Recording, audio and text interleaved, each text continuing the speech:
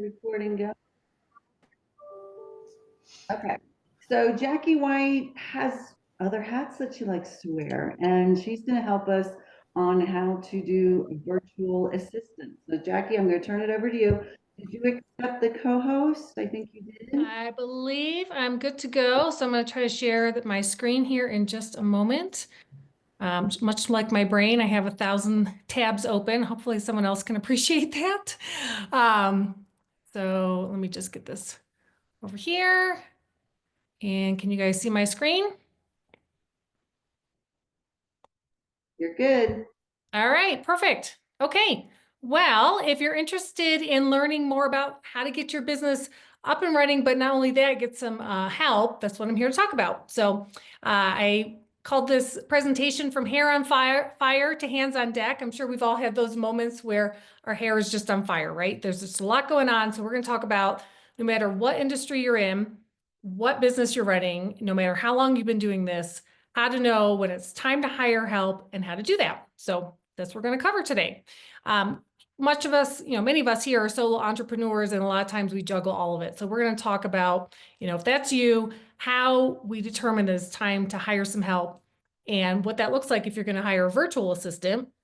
And we're going to talk about what that looks like if you've got someone working for you abroad, and then how to get the right person and be successful with that. Okay. So hopefully that's something that's interesting to everybody here. So a little bit about me. My name is Jackie White. I've lived in Colorado since 2007. I grew up as a military kid, so I kind of lived all over the place. I lived in Germany, Japan, outside Washington, D.C., San Diego. A lot of my family's from upstate New York, but I landed here. I'm quite happy to be in Colorado. I've got 2 kids that are very active in sports. As a matter of fact, my son is driving home today from Utah Olympic Park. He's a competitive mogul skier. So it's always fun to be able to watch them compete. And I say I'm the expert après skier in the family. So maybe not double black runs, but I can definitely après ski. So before I got into real estate, I actually used to be a marketing director working in a number of marketing firms as an account director, managing campaigns for my clients and direction to the copywriters and designers and helping get all of these campaigns out the door for many Fortune 500 companies. Then I had my son in 2010 and I thought, I think I'm gonna take a little time off. Then I got bored because I'm kind of type A personality, like to be busy, and started researching investing in real estate. So I started doing that in 2012. And shortly thereafter, I thought, I think I might get my real estate license because a lot of my friends were asking about real estate and I was just referring the business out. And, my husband said, yeah, go ahead, go for it. And I said, well, maybe I'll do a couple deals a year and, just help out friends and families. He's like, no, you won't. I know you better than that. So after 10 years in real estate, I've sold over 300 homes and I'm very happy to be in this line of work. Get to meet a lot of fun people. So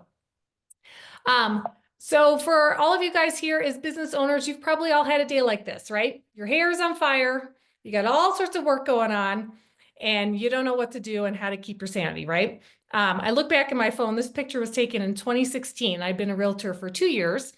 And I kind of took this as a fun photo for my clients at the time, because even back then I'd gotten, let me see, 4, 5, 6, 7, 8 offers on this home in Evergreen.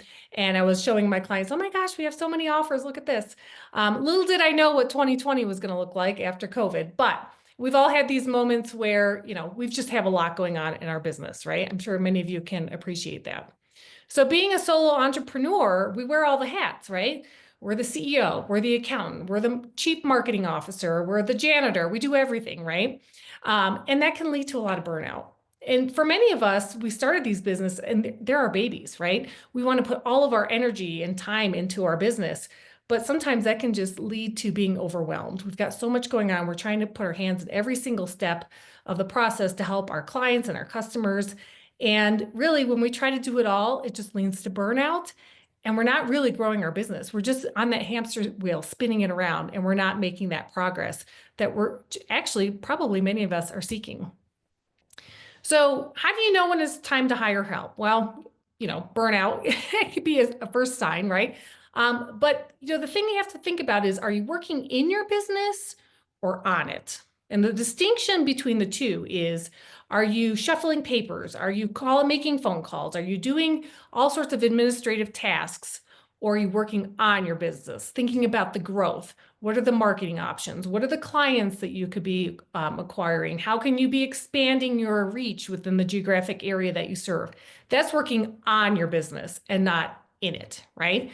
And sometimes when we work in our business too much, we are just abandoning any sort of growth opportunities that are out there because perhaps we're so mired in that day-to-day, working in your business that we don't have time to take care of new clients. Maybe somebody calls us and you're like, oh, I got to call that person back.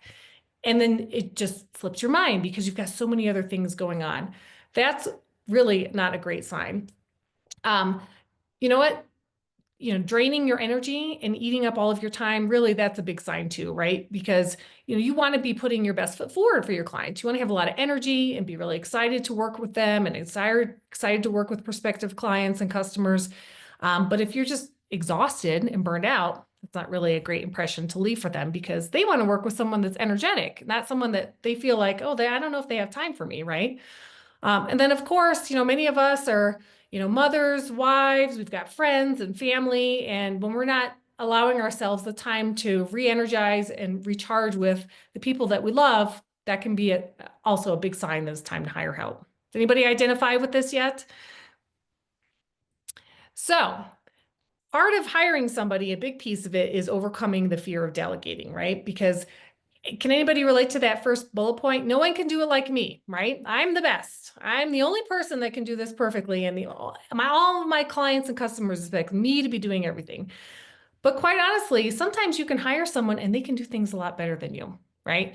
And you have to think about your time and where you're putting your energy in because somebody else can pick up that work and maybe they can do it even better than you, allowing you to pivot your energy to where you need to be spending it.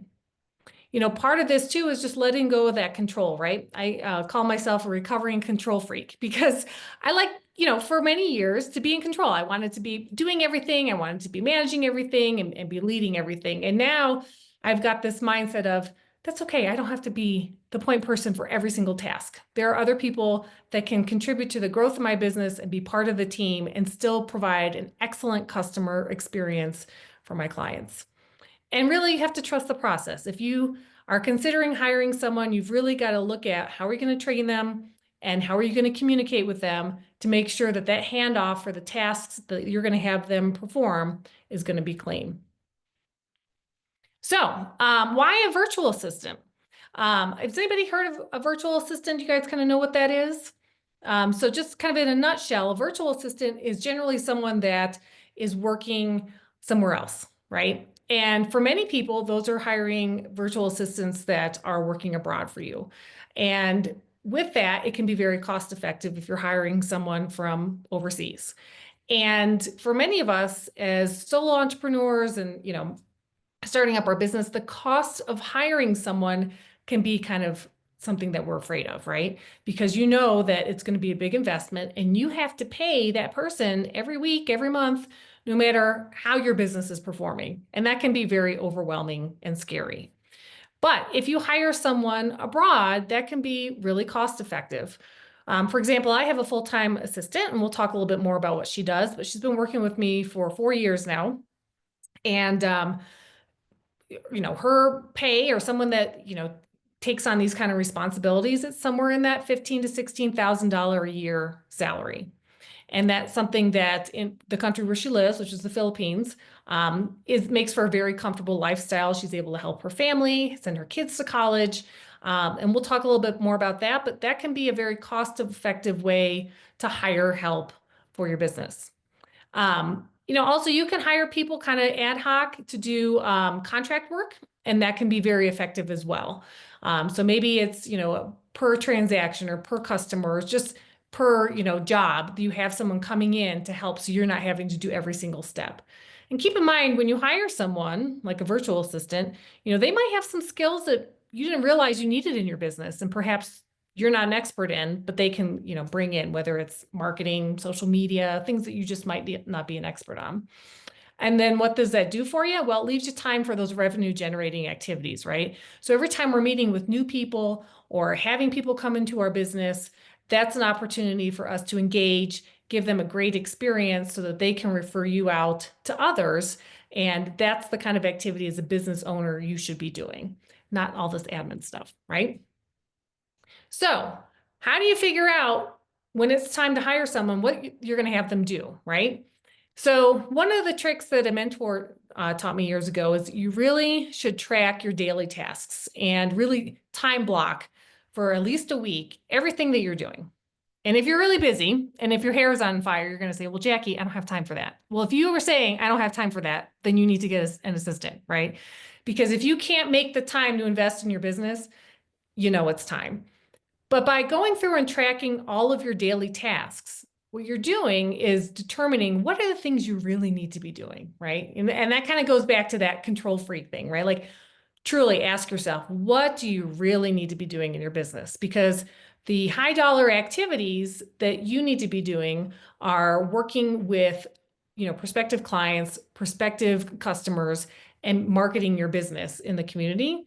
And if you are doing all of these administrative tasks, those are the things that you should be looking at having someone else take on. So by creating this, delegate list or, what you're going to do to delegate your tasks, that really can help you determine what are the things you actually need to be doing.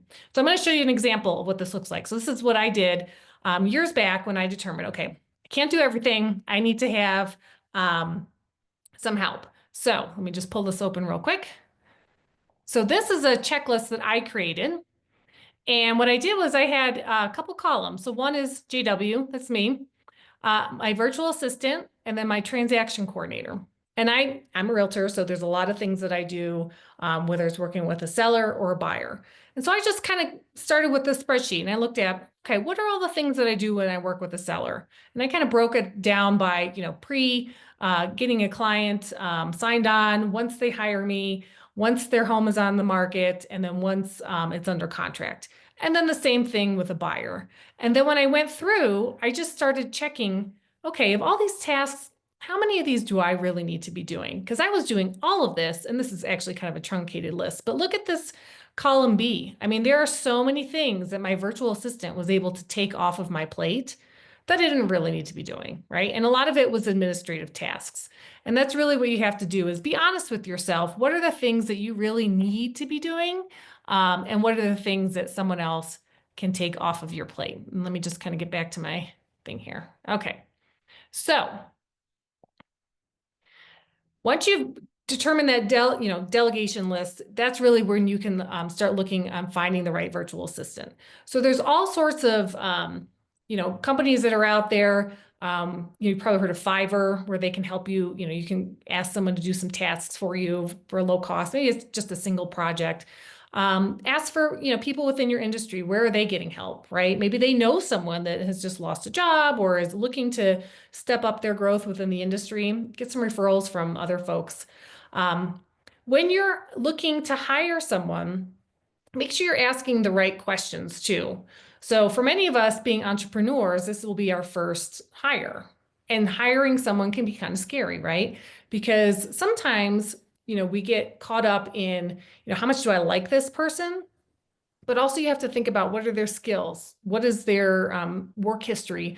What are the things that they're going to bring to the table based on the needs of your business? So really be thoughtful about looking at that task list. What are the skills that those tasks require? And how are you going to find the right person that's a good fit for that? And, something you can consider doing too is maybe some test projects. Think about a couple things that maybe you need some help with in your business. And, you want to just have them come on in a short time period, kind of test the water, see if this is something that you want to engage with. Okay. So give you a little bit of history as far as the hiring process. This is how it worked for me when I hired my virtual assistant. So think back to 2020 when we were all stuck at home. I had my Google Calendar go from a Tetris board to nothing because everything was shut down. And, I like to stay busy. So I was like, oh, I'm just going to pour myself into my work. But once I saw the writing on the wall and I knew that things were going to get better with COVID and I knew things were going to be opening up again, I thought, I need my life back. I want my social life back. And when that happens, I can't be putting this amount of effort into my business anymore. So I actually had seen webinar about virtual assistants. And I thought, well, I got that hour free. I'll just kind of multitask. Again, a problem. I listened to this webinar while doing some work.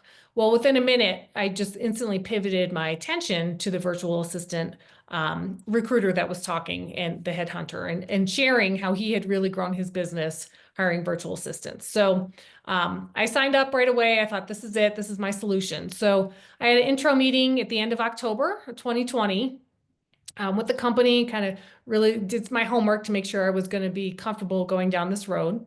And I talked through what my business needs were. Where was I spending time that I really could get some help? Marketing, social media, just administrative stuff of managing my database and my client contacts and reaching out, making sure that people have what they need. So this particular company had a headhunter fee, so I paid that up front.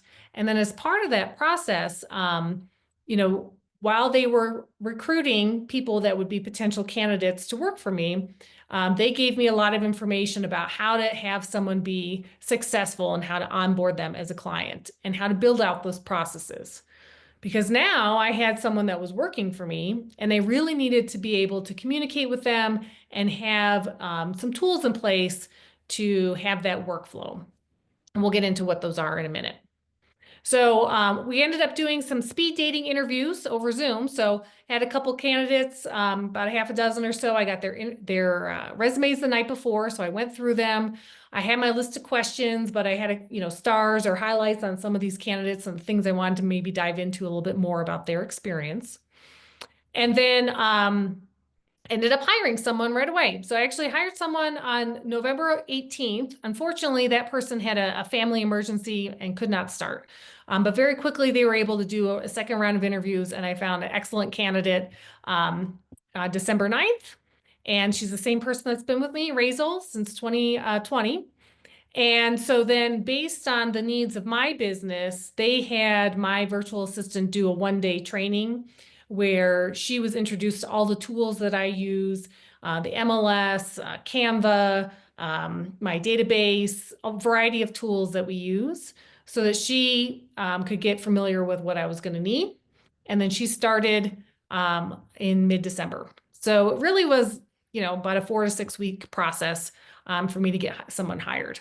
And she's been with me ever since. So when you're hiring someone, there's some keys to success, and really you have to look at building out your process. So a lot of us, we're in all different industries, right? But there's probably things that you tend to do that are repeatable in your business, whether it's onboarding a client, whether it's, manufacturing a specific item, maybe it's how you take orders for the things that you're selling online. You have things that you probably take the same steps every single time. And you may have to cater them a little bit for your client's needs, but they're probably fairly repeatable. So you've got to build out your process and really document that. And one of the things I found in hiring a virtual assistant is that now I was forced to really get organized because up to this point, everything was up here.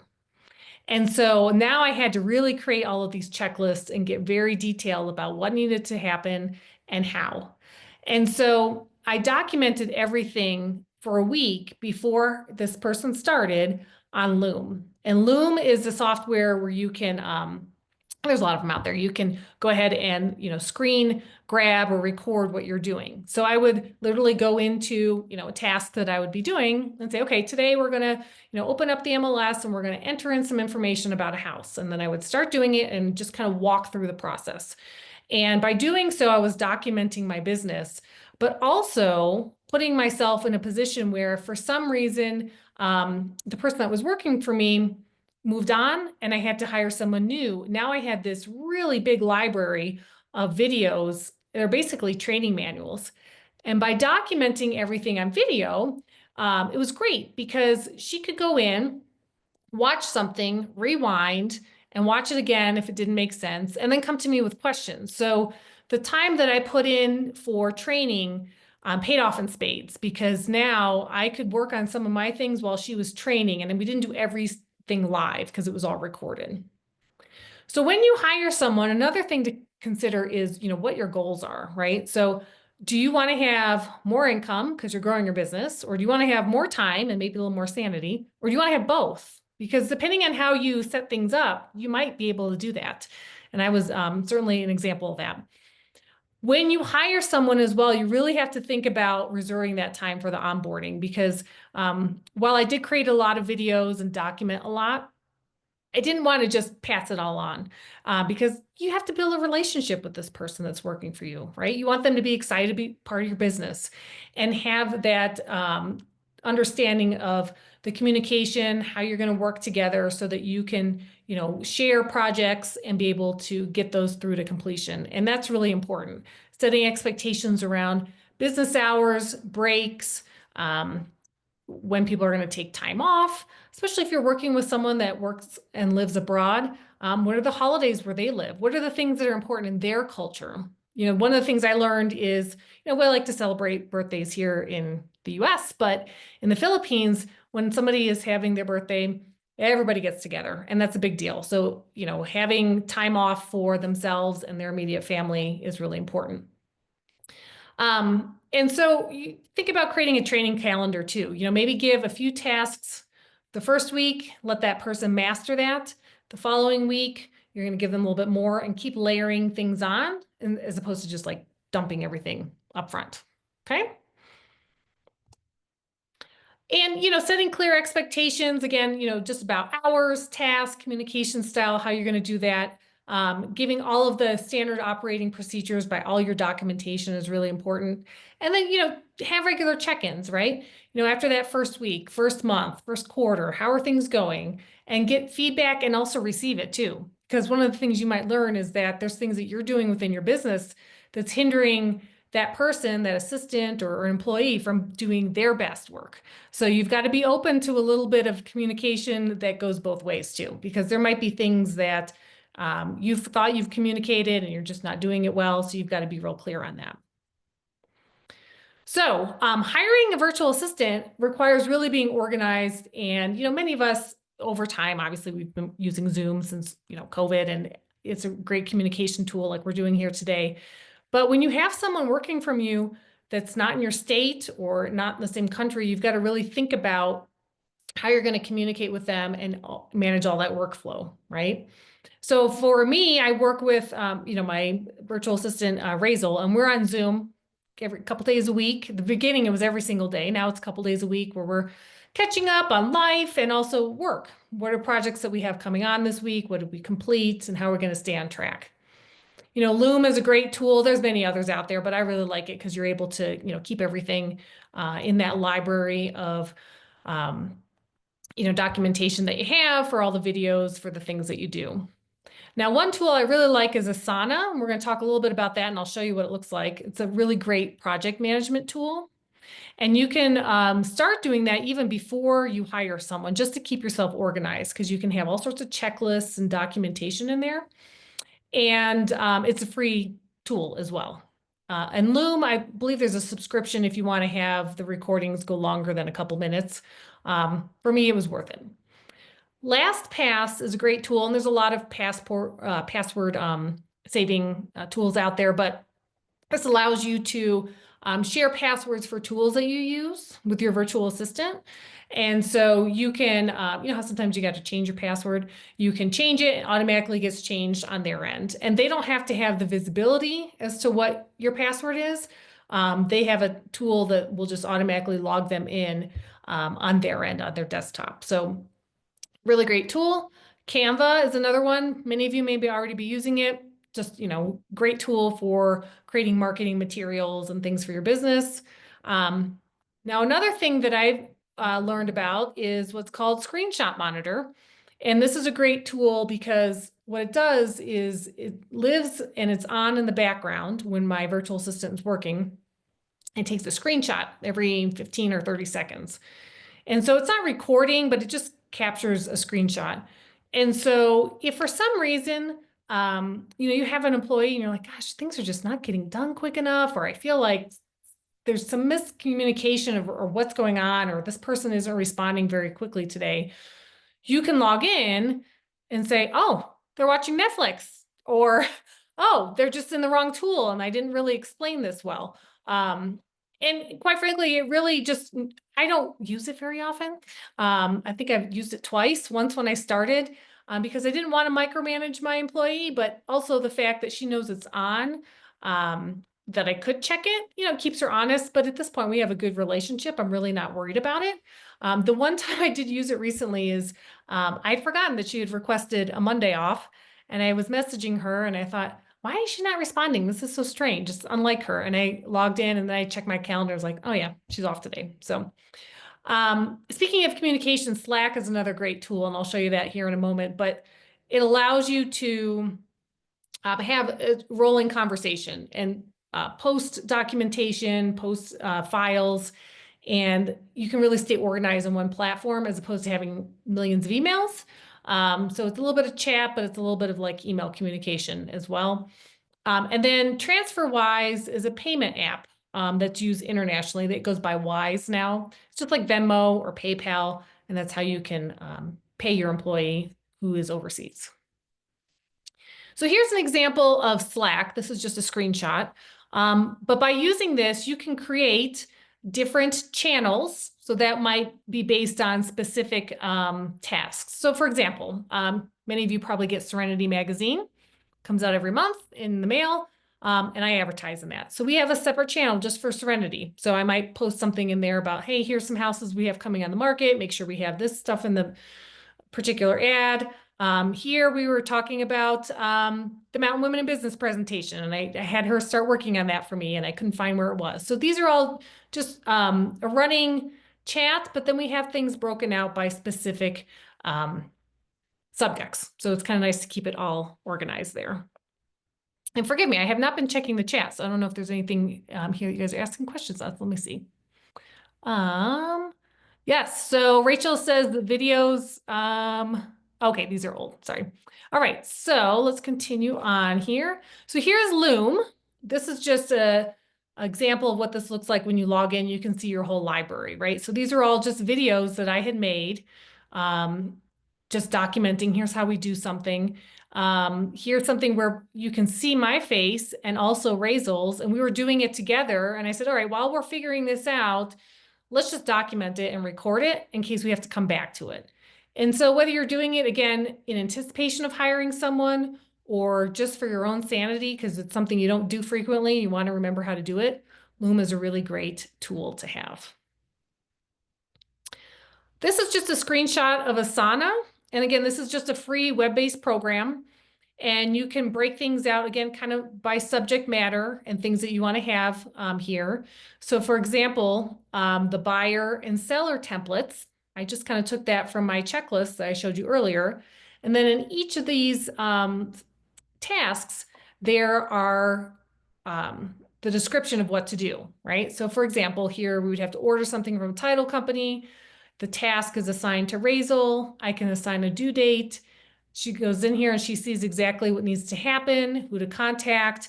And then when she's done, she marks it as complete. And then I get an email notification saying, hey, it's done. And I can go back in here too and say, oh, did we take care of this particular item? And then I see that, that it's already been taken care of.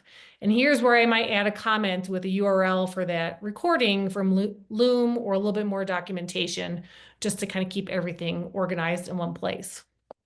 And honestly, this can be really helpful for you too. If your employee is out one day, maybe they're calling in sick or taking vacation, you can go back in here, see where you're at, and see where you may need to jump in and take on a couple things while they're out.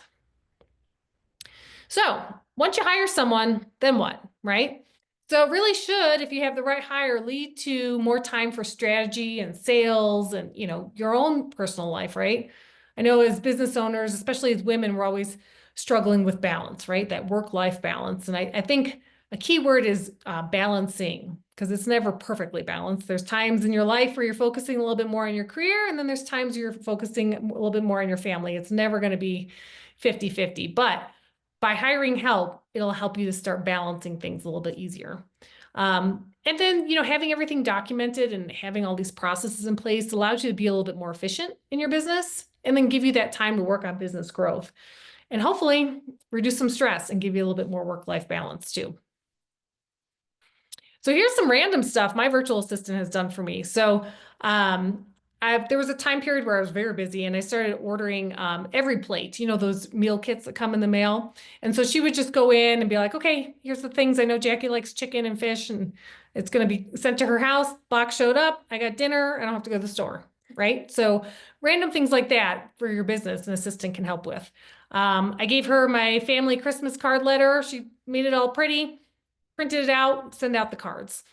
I was going to a black tie wedding in Lake Tahoe, and I needed to schedule time to like have my hair actually done, and I didn't have time to do that. So she looked online, found someone with great Google reviews, booked me an appointment the morning of the wedding, and I was good to go.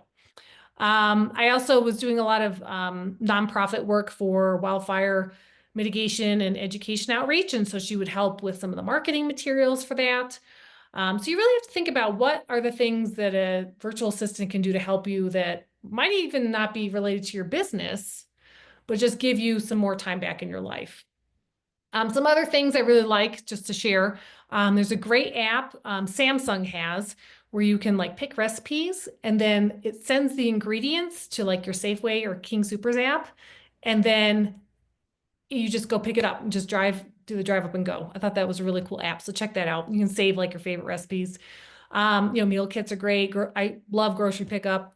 Hire a house cleaner too. I mean, the last thing you want to do is clean the toilets at the end of the day, right? So look into where you can have some time back in your life as well. So some awesome improvements that I had once hiring a virtual assistant is I go to all my kids' sporting events, and there's a lot. So my son is a competitive mogul skier. My daughter is as well. She plays basketball. They were both playing baseball at one point. So there's just a lot going on. So to be able to be present for their games, put my phone in my pocket, not be checking email when they're making that 3-point shot, that I can actually watch and engage and be cheering them on. I do a lot of skiing, so every weekend from December to March. So I have the opportunity to do that because I have help in my business. What's great is all the boxes are being checked. So there's that stuff that when you run your business, you're like, oh, I have to get to that project or I need to be doing that, but I'll take care of it later. But when you have someone working for you, now everything's being done. And all those back burner projects, again, that I would be like, oh, I should do this. I need to get to it. And really may have an impact on my business, but it's not critical right now because I'm too busy working in my business, not on it. Everything's happening. And truly having an employee kind of keeps you accountable too. Those days where you're like, oh, I'd like to take the day off, or yeah, I'll get to that project later. When you have someone that says, hey, Jackie, you said I needed to create this marketing piece and I don't have the stuff that I'm waiting on. Well, now someone's keeping you honest. It's kind of like having a, personal coach to keep you going on. And then also too, just being able to socialize, be more present in my community, be able to go out and meet my friends, and not have them feel like, oh, Jackie seems like she's kind of stressed about work, right? Now you can really be more present with the people that are important to your life. So, I got to do a little bit more golfing this past summer. I golfed with some members here. I got to travel to Peru. This is me and my husband at Machu Picchu.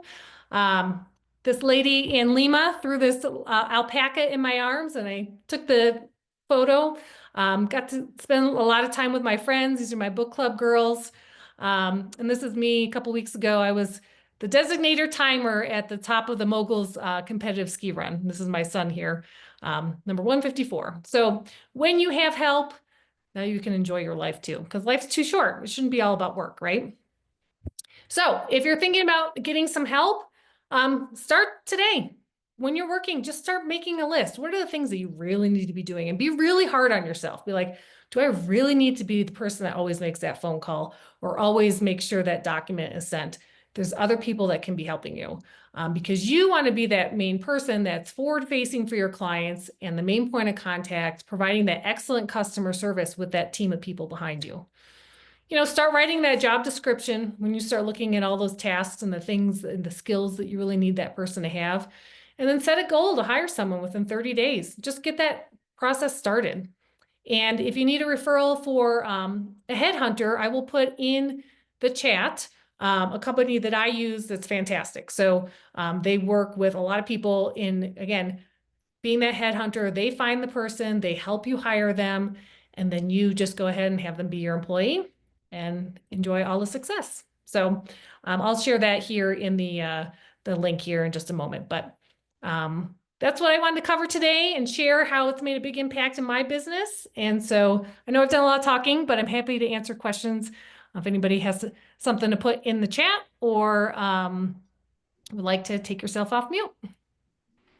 Hey, Jackie, this is Yeah. Audra. That was that really was amazing. Yeah, your organization skills probably blow most of us away. My question I am a little on neurotic about that. my question on the headhunter, can Mhm. you share just kind of a range of what does that cost look like? Yeah. So I started with this company, and keep in mind it was 5 years ago, and then that industry has really kind of picked up. So up front, gosh, I'm trying to remember. I feel like it was a few grand, like maybe 3 grand or something up front for the business model that they had at the time for them to do the hiring. And then I hired my person, and at the end of the day, I pay her hourly. She gets some bonuses when we have a sale or when she's doing really nice job, like I'll bonus her and say, hey, you did a really great job with this project. I'm going to give you a little extra here and there. At the end of the day, she's making about 15 to 16,000 a year. Yeah. Good. Do we have any other questions for Jackie? You guys have I don't have a question, but I did want to throw out that I also like to use VAs and have used them for many years in my business. And one of the websites that I go to is Upwork. And it's similar to what Jackie's talking about. You can find somebody to do almost anything. If it's marketing, if it's, hard developing that you can't do on your own, content writing. And so Upwork has like a way that you can connect your PayPal or your account to that, and it has that tracker that Jackie was talking about where it will screen grab their screen when they're tracking your time for the projects, and then it's all just done through that. So it's similar to find a headhunter, except for you have to do a little bit more of the work than the headhunter would. So just finding the person, interviewing them, selecting them for your project, and then managing the training and onboarding stuff too. When I've had some US based assistants, and I found that the investment up front to pay for the headhunter was well worth it because I knew the amount of time that was going to be on my plate to post a job description and collect resumes, review them, try to set up interviews, first, second, third round of interviews, and just doing all that organization would be taking away again from the high dollar activities that I need to be doing, which is focusing on my clients. So for me, doing that, paying that headhunter fee was a no-brainer. A couple other things I wanted to make sure I touched on is if you're considering hiring someone abroad, there are a couple things that I had in my mind that I wanted to make sure were, well taken care of. Number one, I wanted to make sure that the wage I was paying was a fair wage, that someone was making an appropriate amount for where they live and what would be expected within that country. And, from everything I researched, the pay and the income that she's making is very generous for what that means with the exchange rate and everything. The other thing I was thinking about is there's a time change difference, right? So she's in a whole nother time zone. Mm-hmm. And generally speaking, that is very much part of their culture. There's a lot of people that work overseas as assistants, and it's totally normal within their family and their friend group for them to be working, say, 11 p.m. to 6 a.m. And that's totally normal. I've never had a problem, not once, where she didn't show up on time because she fell asleep or wasn't getting work done. This is very much part of the culture of what they have as called, shift work. The other thing I worried about was communication, right? You're talking about working with someone in another country, and her English was perfect. I mean, no issues there. Never had a communication issue, never a problem. So those were a couple things that kind of went through my mind. I want to make sure I touched on too for anybody that might be thinking about hiring someone abroad. And then the final thing that I thought was kind of interesting is I've had Colorado-based assistants in the past, and maybe it was just a bad hire, or maybe it was just a function of having someone here. I always felt like there was some sort of distraction. Someone's kid got sick, or they had to go to a doctor appointment, or they had to run this errand or whatever, and they're like weren't focused. But when my assistant is working, the rest of her family is asleep. And so she is just like hyper focused on the things that need to happen. And there's not like, oh, my kid got sick, or I got to do this or do that. Like she is just on because everyone else is in bed and the house is quiet and she can be very focused. So just a couple other things as it relates to that. Jackie, did you have to set like an expectation for hours of like a week of work that you would provide? Yeah, so 40 hours a week. And so for me also, there are times a year where maybe I'm not quite as busy as other times a year. I'm like right now, this is the heavy spring selling market. So we're busy, right? But then there's other times where it's a little bit slower. And I pay her for the full 40 hours a week. Even if I don't, there's times where I'll say, we're a little slow this week, take tomorrow off or take this afternoon off. I'd much rather have someone that's 100% focused on my work as opposed to, I know some people will share assistance with other people. I don't ever want to be competing with someone else's time. My projects are the most important, right? I don't want to think about someone else saying, well, I've got this something that's competing with this person's time. So it was worth, hiring someone just for myself, even if that meant that there were some times we weren't as busy and I was just going to pay her anyways. Perfect. We have anything else? Jackie, that was like drinking from a fire hose. That was information. It's recorded, so we can all go back, look at it. Yeah, and if anybody ever has questions, you're more than welcome to reach out to me. I'll put my phone number in the chat. This is something that really was life-changing for me, for my business. And again, the link, this is just the company that I used when I hired my virtual assistant. And a lot of people have reached out to me over the years knowing that I work with a VA. And they have hired them as well and really seen a lot of growth in their business and then just more free time. Thank you. Thank you. So I know Amber is on with Daddy's homemade syrup. She says hello. She's been dropped. Just wanted to give a shout out to her. But thank you, Jackie. That was all great. Does anybody else have any announcements before we shut down? Look at this, 1 minute to go. We are on time. We're good. I was just going to tell Jackie, thank you so much because this was great. And also on another note, thank you for jumping in and helping us as the board with doing these coffees and things that you've added into the calendar. I do much better with morning and daytime events, and I'm going to try to make as many of those as I can. And just thank you for taking the reins. One more thing and helping with that also lately. Yeah, it's been fun to see everybody. So see you guys in the next one. All right. Well, thank you, everybody. Don't forget to check that events tab. We'll see you either snowshoeing and yoga or at the happy hour or coffee networking or whatever else is out there or at the self-defense. So everybody have a good week and we'll talk soon. Good to see everybody.